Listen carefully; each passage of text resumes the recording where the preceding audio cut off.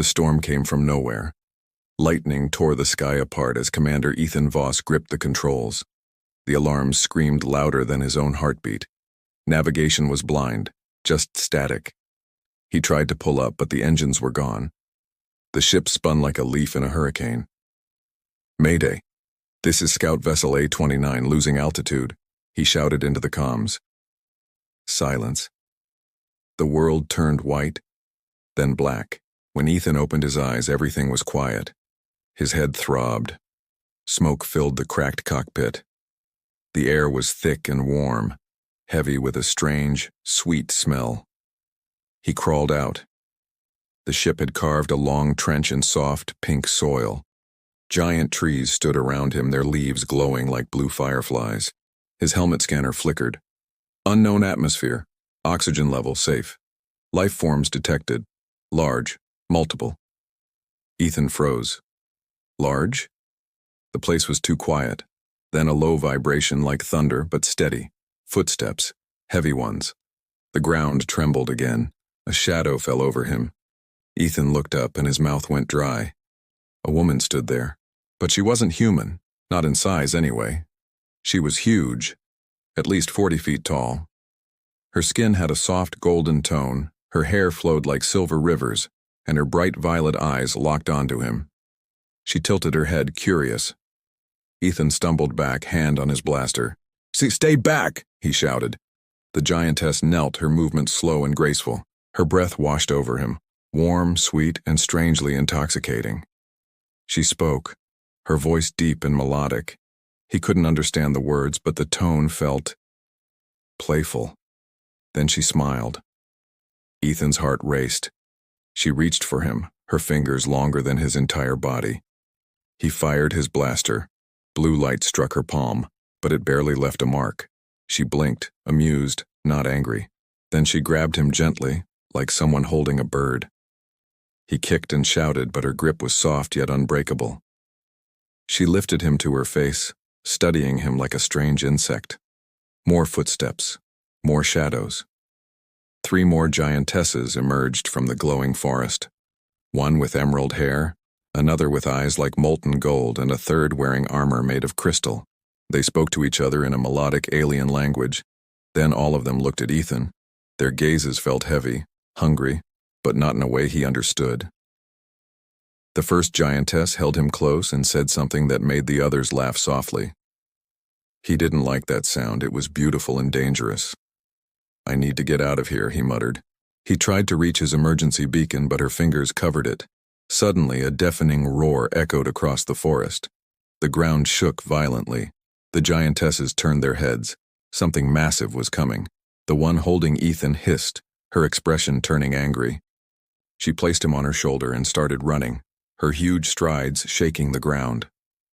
Ethan held onto her hair just to stay alive. They stopped near a cliff glowing with blue crystals. The giantess set him down and knelt. Her violet eyes softened. She said something slowly, touching her chest, then pointing at him. It sounded like a name. Lyria. He understood. She was telling him her name. He hesitated, then pointed to himself. "Ethan." She smiled again, repeating it. "Ethan." For a moment, he forgot the danger. The way she looked at him wasn't just curiosity. It was hunger, yes, but not for food. Then from the forest below, another roar, louder, closer. Ethan's heart pounded. Lyria stood tall, eyes fierce now. She said something to the other giantesses, and they moved quickly, forming a circle around him, as if to protect him. The air trembled with power. Their skin began to glow faintly, symbols appearing across their arms. Ethan stepped back, staring. What are you?" Lyria looked down at him, and for the first time he understood her without words. A warning. Something terrible was coming, and he wasn't sure if it was from the forest or from them. The ground shook again, and a massive shadow fell over all of them. The roar became a scream of rage. Ethan turned toward the sound, and what he saw made his blood freeze. What monster could make these giants afraid? What happens next? Let me know what you think in the comments, and don't forget to like and subscribe for part 2. Thanks for watching. The human fleet drifted beyond the edges of the known galaxy. Behind them, the vibrant stars of the Galactic Union faded away, dimming into little more than a distant memory. Ahead, only darkness, an empty, silent, endless expanse of space. On the command bridge of the flagship, the dauntless Admiral Kane Drake stood beside Ambassador Evelyn Cole. The crew moved with quiet efficiency, their faces masks of calm, but their hearts were heavy with uncertainty. They had left everything behind: thriving colonies, bustling trade routes, and old, complicated alliances. For the first time in millennia, humanity was truly alone. Kane gazed at the glowing star map floating above the central table. "No star systems for at least 50 light years," he said, his voice low. "Just void." Evelyn crossed her arms, her expression resolute. "Then we make our own path. We've done it before." A faint smile touched Kane's lips. "You sound like one of the old explorers from the history vids." She shrugged, a glimmer of defiance in her eyes. "Maybe that's what we are now." The fleet traveled for weeks, venturing through regions no ship, human or alien, had ever dared to enter. They navigated through black dust clouds that swallowed light, sailed past frozen nebulae like celestial ghosts, and dodged fields of dead, cold stars. On every sensor, the readings were the same: no life, no signals, nothing. Yet, something felt wrong. A strange, prickling sensation on the edge of perception. Late one night, the ship's communication officer, Ensign Lyra, broke the silence. "Sir, I'm picking up something. A signal. It's incredibly weak." Kane spun around. "A signal? All the way out here?" "Yes, sir. It's not a natural phenomenon. It's repeating, almost like a message." Evelyn leaned closer to the console. "Put it on the main speakers." A wave of static filled the bridge. Then, cutting through the noise, a soft, rhythmic sound emerged. 3 distinct tones. A brief pause, then the same 3 tones again, over and over. Kane frowned, his brow furrowed in thought. "That's not one of our military or civilian codes." "It's old," Lyra added, her fingers flying across her console. "Really old. The frequency modulation, it looks like something from early Earth transmissions. Maybe 21st century style." Evelyn whispered almost to herself. "That's impossible." Kane's voice cut through the speculation, firm and decisive. "Set a course, follow the signal." For 3 more days they followed the phantom sound. It grew stronger, pulling them toward a seemingly empty region of space with no known stars on any chart. Then suddenly, as if materializing from the void itself, something appeared on their long-range scanners. A planet. It wasn't on any map. It didn't glow with the warmth of a nearby star. Yet sensors registered an oxygen-rich atmosphere, liquid water, and even a protective magnetic field. A living world, hidden in the deepest, darkest corner of space. The crew stared at the main view screen in stunned silence. Evelyn's voice trembled slightly. "It's like it's been waiting for us." Kane nodded, his gaze fixed on the impossible world. "Prepare a landing team." Hours later, a shuttle descended through thick, swirling clouds. The surface below was a landscape from a dream: ancient forests of silver-barked trees, rivers that glowed with a faint blue light, and mountains that seemed to shimmer under an invisible light source. Evelyn, Kane, and a small security team stepped out onto the alien soil. The air was clean, cold, but perfectly breathable. "It's beautiful," one of the soldiers whispered in awe.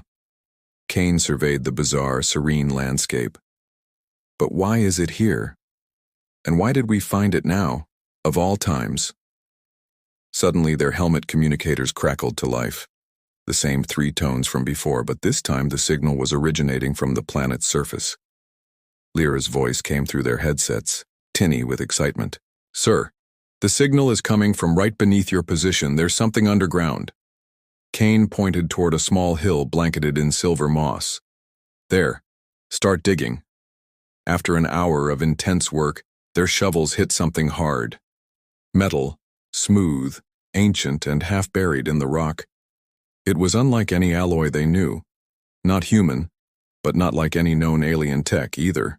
Its surface was covered in strange, intricate markings, patterns that looked almost like constellations. Evelyn reached out and touched the cool metal surface. This isn't natural. Someone built this. Kane stepped closer, his mind racing. Or maybe someone left it for us. They carefully pried open a hidden seam in the structure, revealing a massive door that led down into utter darkness. As they cautiously stepped inside, lights began to flicker on, one by one, as if the entire place had been dormant, just waiting to awaken. The air grew warmer. The walls pulsed faintly with a strange internal energy. At the very center of the vast chamber stood a tall, gleaming pillar, covered in something that made them all freeze. Human letters. English words. Evelyn's eyes widened in disbelief. This can't be real. The writing was simple, yet it sent a shockwave through the team. It read, "To those who come after, humanity has been here before." They stood frozen, the words echoing in the silent chamber. Kane's voice was barely a whisper. Before. What does that even mean? Evelyn stepped closer to the pillar, tracing the ancient letters with her fingertips. A profound realization dawned on her face. It means this isn't the first time humans left the galaxy. She turned to face them, her voice calm but filled with an incredible sense of awe. Maybe the galaxy didn't exile us, she said softly. Maybe it just reminded us where we truly belong. Back on the Dauntless, the entire crew listened to her report in hushed reverence. A new fire was burning in their eyes. Fear was gone, replaced by a powerful curiosity, by hope, by something much deeper. Kane looked out the window at the stars they'd left behind. We left because they feared what we could become, he said. But maybe this is why we were meant to leave all along. Outside, the strange, hidden planet glowed like a silver lantern in the eternal night, and far beyond, unheard by any ear but felt in their very souls, the faint signal continued its timeless broadcast. 3 tones. A pause. 3 tones. Like a heartbeat, waiting in the void. Thank you for watching. If this story sparked your curiosity, be sure to hit that subscribe button and follow us for more journeys into the unknown. Until next time, stay curious. Have you ever wondered if humanity is truly alone in the universe? Or if we're just newcomers to a galactic stage that's existed for eons? Well, what if I told you we've been here before? What if our entire history, our first journey to the stars, was erased? Deep beneath the surface of a newly discovered planet, Admiral Kane Drake and his team uncovered a structure that defies all logic. It was a maze of humming machines and silver corridors, thousands of years old, yet still pulsing with a strange, familiar energy. The deeper they went, the stronger it became, like a faint heartbeat echoing from a forgotten time. The walls were covered in symbols, some alien, but others were names they recognized. Vancouver, Tokyo, Cairo. Earth cities carved into a structure light years from home. How could this be possible? They had only just arrived. At the heart of the complex, they found a massive chamber with a glowing crystal tower. As they approached, the room trembled, and a hologram flickered to life. It was an old man, human, with calm eyes and a uniform from no known era. "Welcome back," he said, his voice echoing across millennia. Kane stepped forward, demanding to know who he was. The hologram simply smiled. "My name no longer matters," he explained. "What matters is that you found this place. Humanity always returns here sooner or later." The science officer, Dr. Rao, checked her scanner, her face paling. The message wasn't just old. It was millions of years old. The hologram continued, his words rewriting everything they thought they knew. "Long before your recorded history," he said, "humanity reached the stars. We built worlds, explored galaxies. But then, we fell. Civilizations collapsed, memories faded, and Earth forgot." Evelyn Cole, the historian, couldn't believe it. "You mean, this isn't our first time in space?" You are the children of the second rise, the hologram confirmed. The galaxy fears you because it remembers what you once were. The revelation was staggering. Humanity hadn't been exiled from the galactic community for being newcomers. They were exiled because of their past. What did we do? Kane whispered. The hologram's eyes seemed to glow. You fought the silence, the great devourer. You stood alone when all others hid. You won, but the cost was everything. We left markers like this to guide you. When you returned. As the figure faded, he left them with a final chilling message. You are not the first humans to walk the stars. You are the echo of a people who refused to die. Silence fell upon the chamber. The truth was almost too much to bear. Humanity wasn't weak or insignificant. They were the forgotten champions of a war that saved the galaxy. The data from the planet also revealed new coordinates, a breadcrumb trail left by their ancestors. Back on their ship, the news spread like wildfire. A quiet pride filled every soldier, every scientist. They weren't just explorers, they were inheritors of a powerful legacy. As their fleet prepared to jump to the next location, the planet below them began to glow, forming a symbol in the darkness of space, a circle with 6 stars. It was the mark from humanity's oldest exploration flag.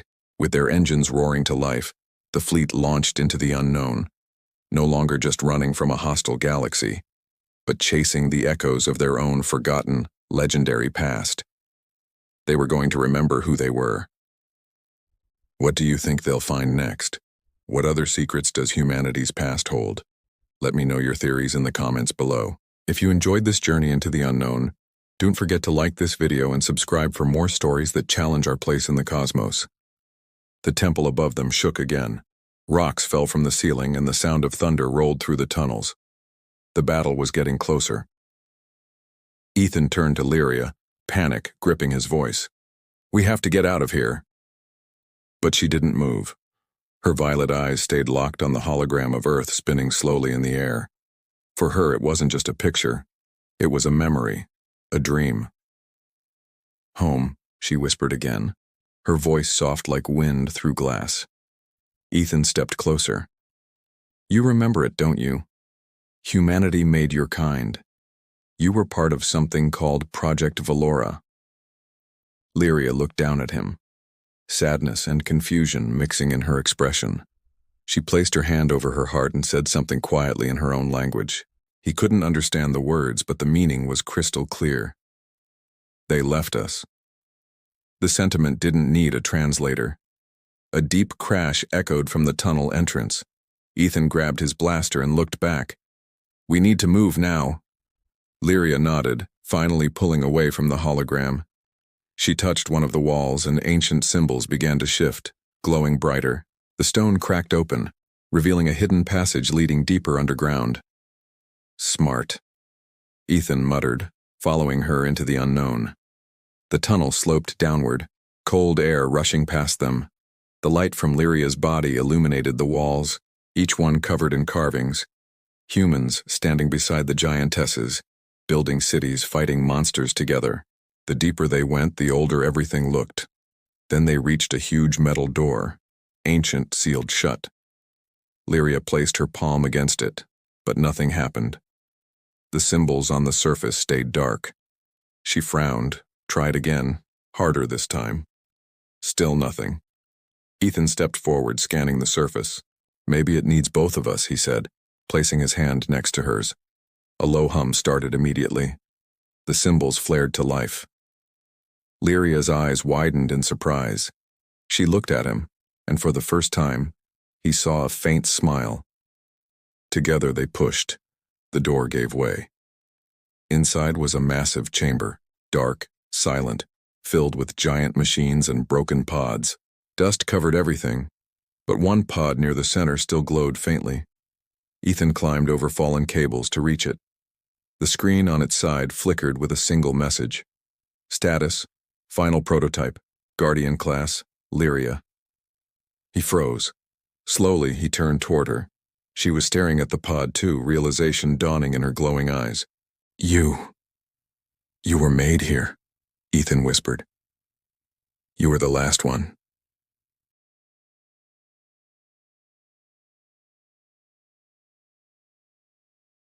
You make us. He nodded slowly. A long time ago. But something must have happened. Maybe the humans left this planet. Maybe you were forgotten. Lyria's expression hardened. She looked back at the pod, then at him again, her voice trembling with an emotion he couldn't quite place. Forgotten. Hurt. Before Ethan could respond, a loud roar thundered through the tunnel. The hunters had found them.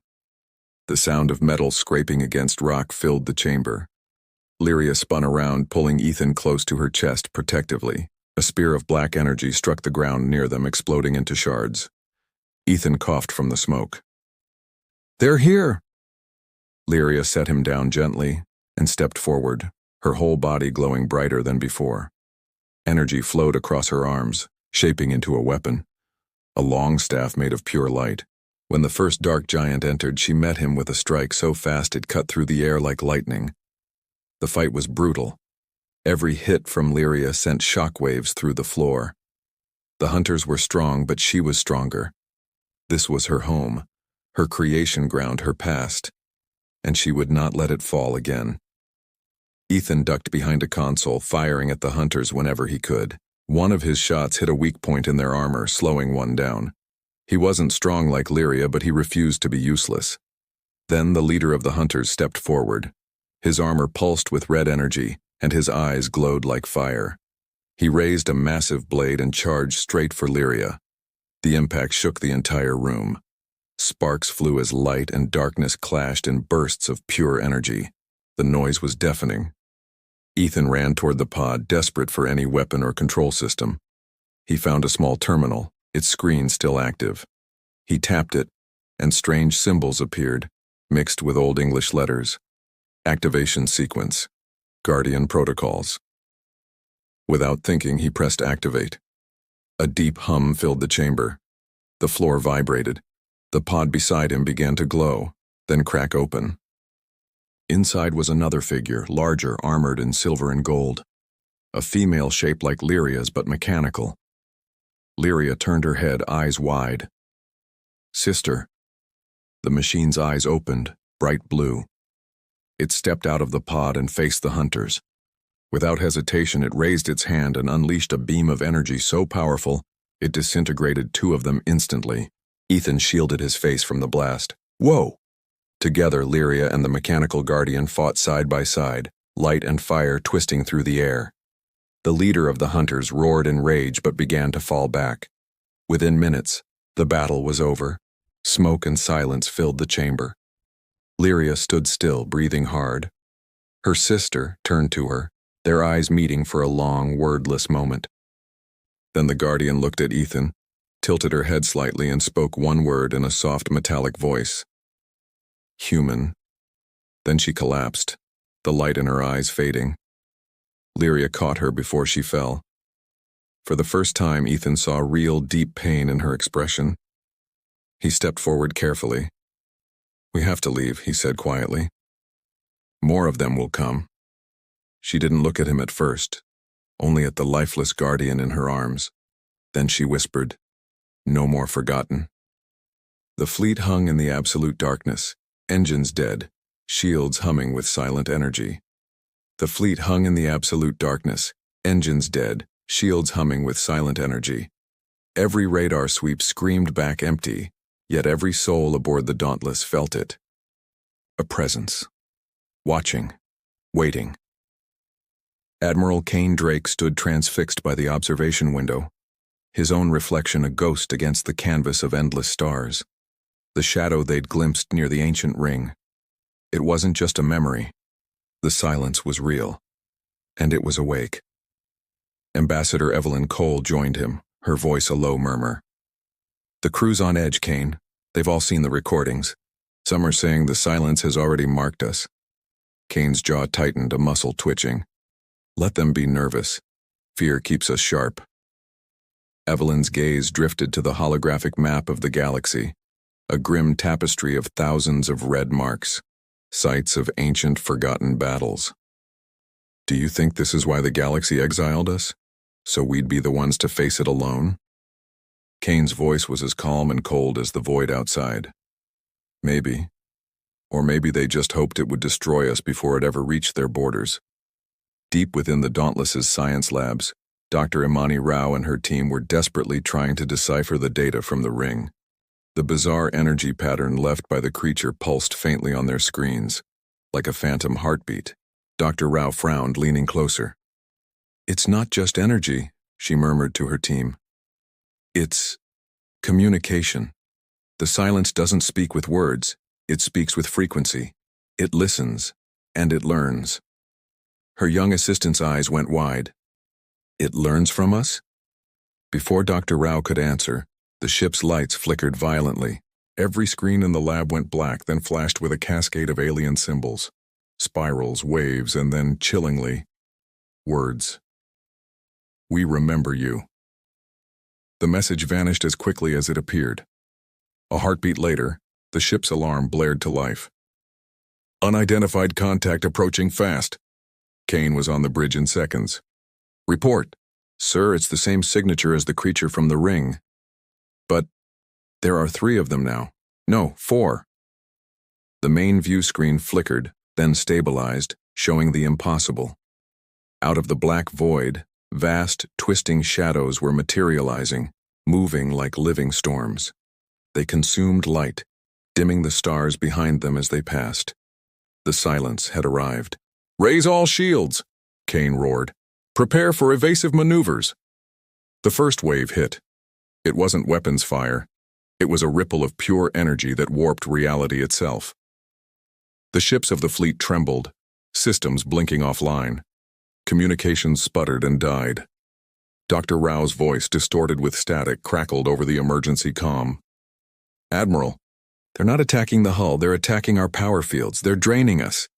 Evelyn gripped her chair, her knuckles white. "They're not fighting us. They're feeding." Kane's eyes narrowed. "Then we'll starve them." He spun towards the helm. "Cut all power.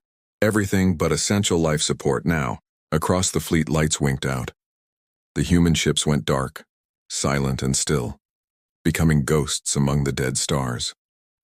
In the void, the colossal shadows faltered, drifting in confusion, like predators whose prey had suddenly vanished.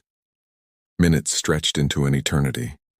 Then, one by one, the creatures turned and melted back into the blackness. When the power returned, a wave of quiet relief washed over the bridge.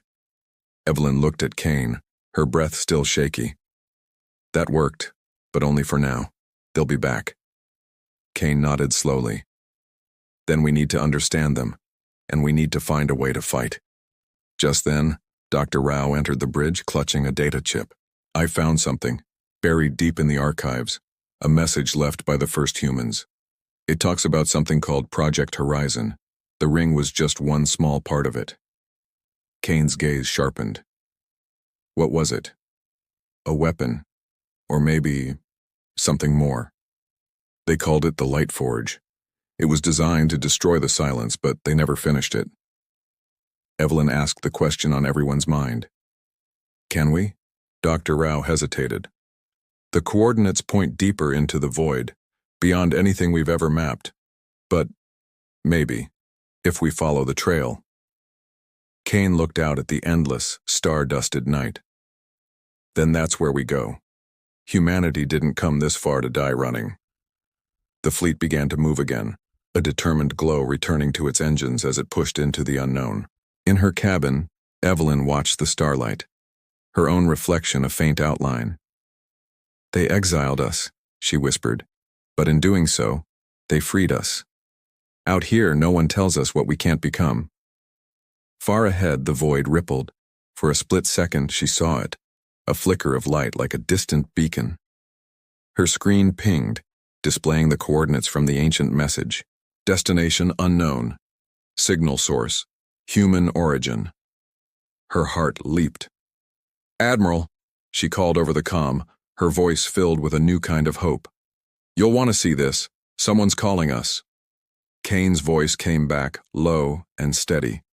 "Then let's answer." As the fleet changed course, thousands of light-years away in the grand hall of the Galactic Council, the insectoid leader Zerthul watched the human fleet's new trajectory on a massive hologram. "They found the silence," he hissed. It begins again. An elder delegate beside him whispered, his voice trembling with ancient fear. And what if they awaken the Lightforge? Zerthel's gaze was like ice. Then the galaxy will remember exactly why we feared them in the first place. Deeper and deeper the human fleet drifted into the unknown, a silent convoy in an ocean of black. We were guided only by a faint, rhythmic signal, pulsing like a phantom heartbeat in the dark. Out here, no stars shone, no familiar nebulae painted the void. There was only the endless night and the blue-white burn of our own engines. On the bridge of the flagship, the Dauntless, Admiral Kane Drake's gaze was locked on the navigation screen. With every hyperspace jump, the signal grew stronger, clearer. Distance? He asked, his voice steady. The navigator didn't look up from his console. One more jump, sir. Then we're on top of the source. Evelyn Cole, Kane's second in command, folded her arms, her expression a mix of hope and skepticism. If this is another trap, she said, her tone sharp, we'll be jumping straight into the mouth of the silence. Kane offered a rare, faint smile. Maybe. But if this truly is the Lightforge, Evelyn, it might be our only chance. The order was given. In a flash of distorted light, the fleet vanished into hyperspace, reappearing moments later in a place no human had ever seen. Before us, suspended in the absolute black, floated a colossal structure. It defied comprehension, a sphere of interlocking silver and gold metal stretching for hundreds of kilometers. It was broken in places, scarred by ancient battles, yet it glowed faintly with a power that made the hair on your arms stand up. On the bridge, a collective gasp. Dr. Imani Rao, our lead scientist, whispered, "My God, it's real." Evelyn stared, her usual composure gone. The Lightforge. Our sensors went wild, detecting impossible energy levels. The structure was dormant, but not dead. We could see the same strange geometric symbols that covered the forgotten planet etched across its surface. Kane spoke softly, as if in reverence. The ancestors built this to destroy the silence. He looked at the vast, silent machine, and they failed to finish it.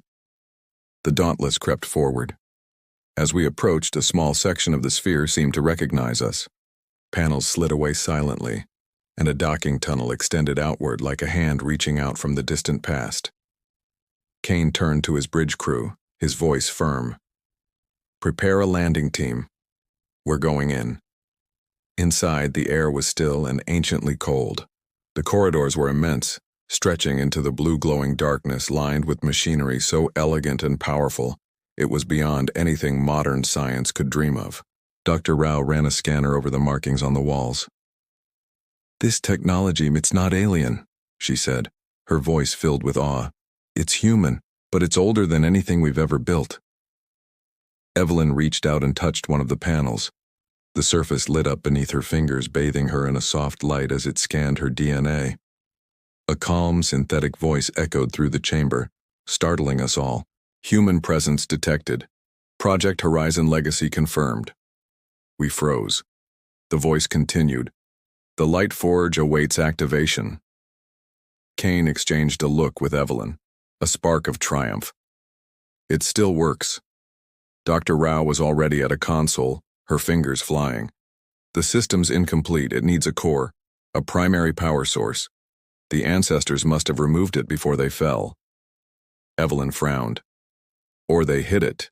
The deeper we ventured, the more the Lightforge revealed its secrets. We found vast chambers filled with dormant crystal reactors and holographic blueprints depicting a weapon capable of channeling the energy of entire stars into beams of pure destruction. Then in a central chamber we found it, a circular platform surrounded by 6 glowing pillars. Floating in the middle was a small orb, no bigger than a human heart, pulsing with a gentle inner light. "That's it," Dr. Rao gasped.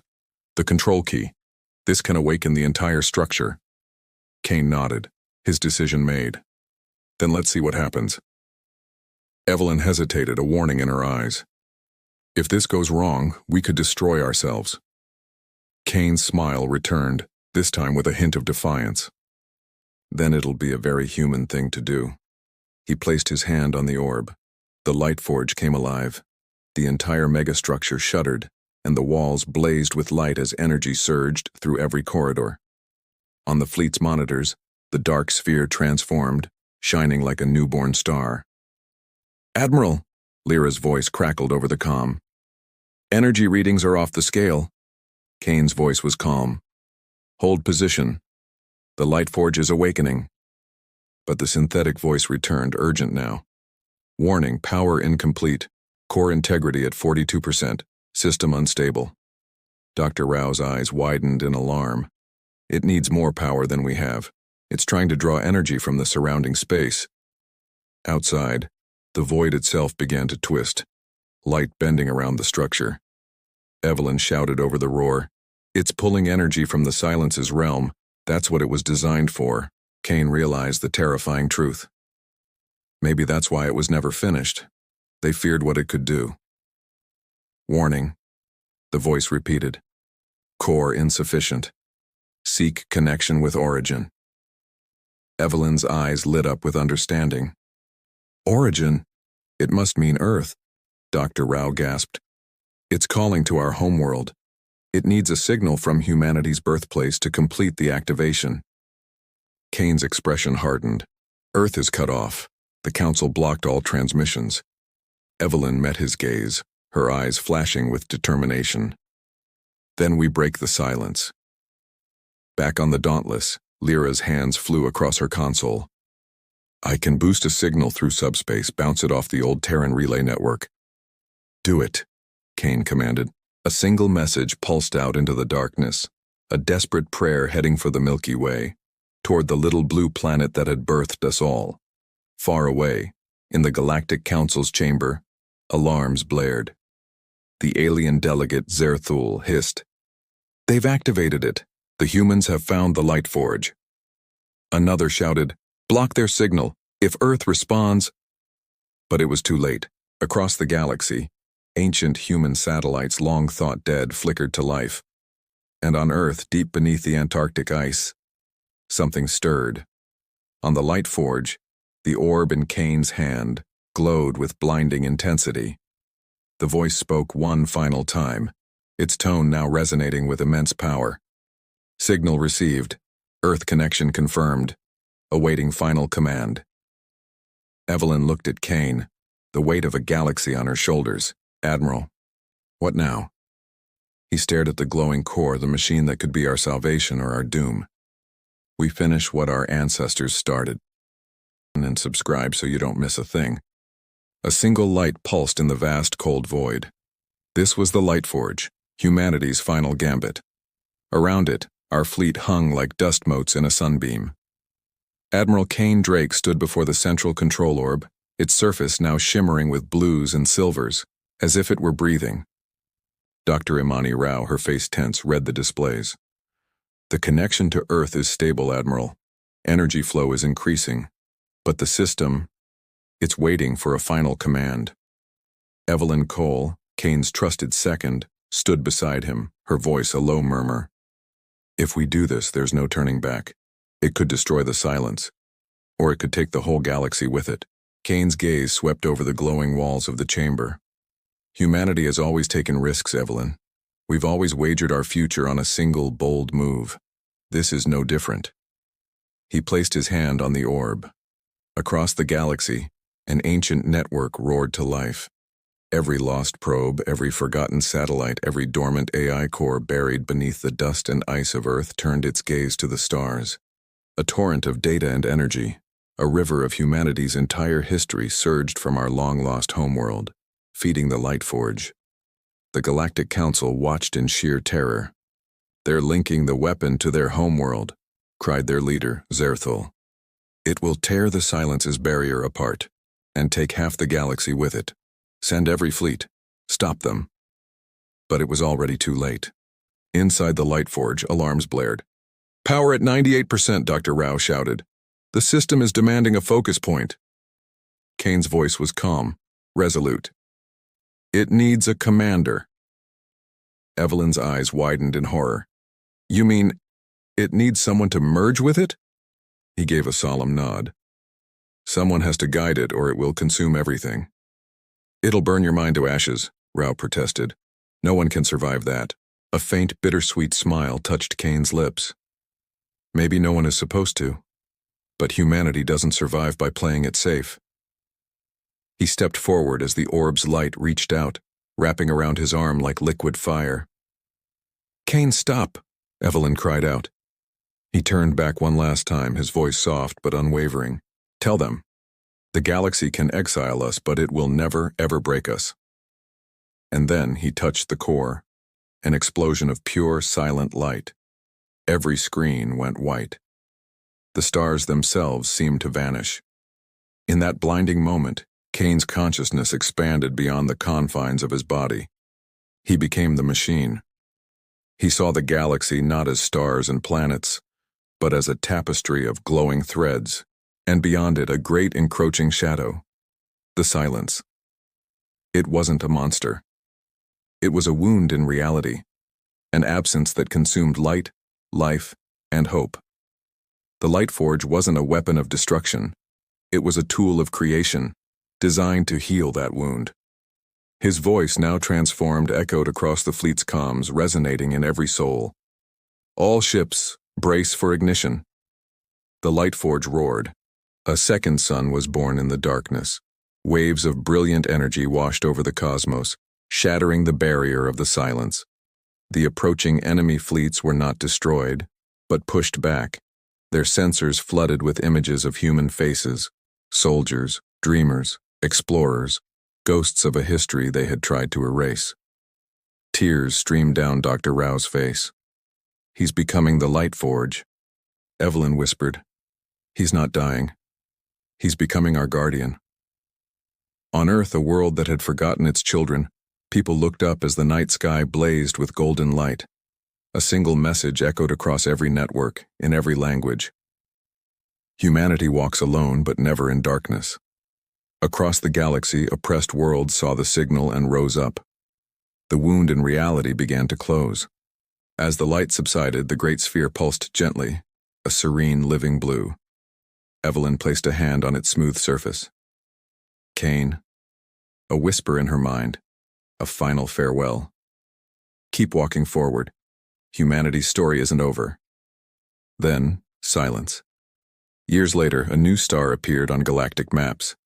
It shines with a steady golden light that never fades. The aliens call it the human star. And sometimes when ships pass too close, their crews swear they can hear a whisper on the solar winds. We smiled, we walked away, but we never stopped shining. Humanity's light endures. If this story moved you, please consider liking and subscribing. Thank you for watching.